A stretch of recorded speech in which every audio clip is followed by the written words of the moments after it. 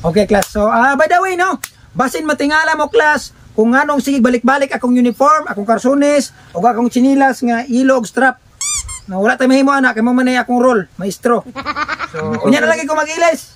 Kung nanay mo sponsor na to niya. Sige, basta by the way, eyes on me. Okay, class, good morning. Morning, sir. Good, sir. Nganong tulor mo? Asa mausan ninyo? Asa mas tano? Ay, murag karon pa man pugkang tano, sir. Sige lang man nag-absent kay sige ra kahubog. Palaigit kay ndako. Sige. Masagda ito siya og magkatae ito. Ayaw taon mugsuhin niya nga sige ka-absent ha. Okay. So karon class, ang atong study karon is about kuan kanang ang Bisaya words atong i-translate ngadto sa Tagalog. So ana ha. Okay, atong tanawon ug naay nasulod sa inyong utok sa mga previous class na to. Okay, class. So by the way, no, basin matingala mo, class, kung anong sige balik-balik akong uniform, akong karsones, o akong chinilas nga ilog strap. No, wala tayo mahimo anak, kay mo manay akong role, maestro. So, kunya na lagi ko mag-ilis. Kung nanay mo sponsor na to niya. Sige, basta by the way, eyes on me. So, atong study karon is about Bisaya translate to Tagalog. Ano? So, tagaan ta mo example. Aka na, sir. Excited kayo. Example ko no. Okay. For example, halimbawa, Di ba prayer na, sir? ay dili, I mean ba nga kanang Bisaya words atong i-translate ngadto sa Tagalog. So, halimbawa, ingon ani, ang ulipon sa Bisaya i-translate ato sa Tagalog, alipin.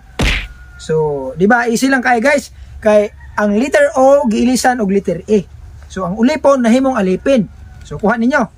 Yes, sir. Okay, very good. So, mag-start ta. Dirita ka, Rudy. So, Rudy, unsay Tagalog sa dulom? Please stand up. Ay, sir. Ang Tagalog sa dulom, dilim. Very good. Papakin niyo yung classmate. So, please sit down.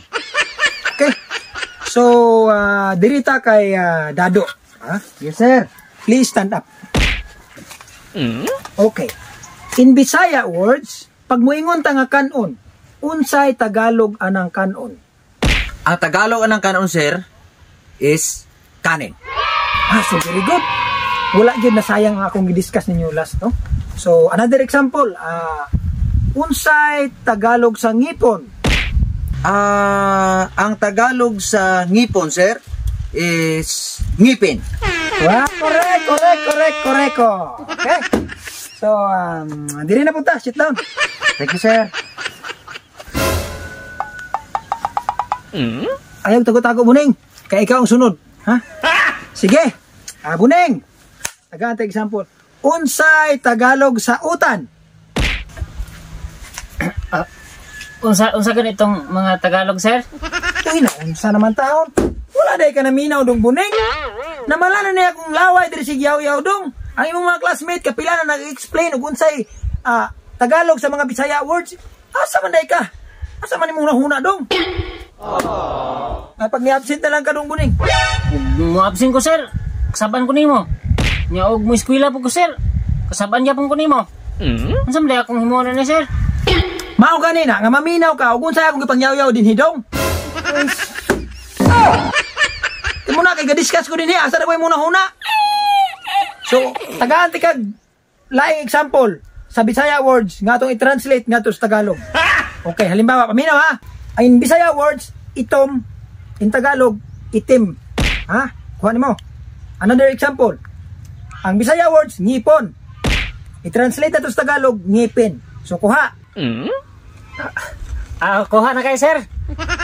Unsa ganito imong pangutana, sir? Okay, very good. O, sige. Sulayan na to. Stand up. Okay. Unsay Tagalog sa utan? Ay, sus, kasayan day, sir. Ang Tagalog sa utan, sir, kay utin. Uy! Lingko na lang dong, kay gautog man kaniya marong kag utin. Tagalog man ka, sir.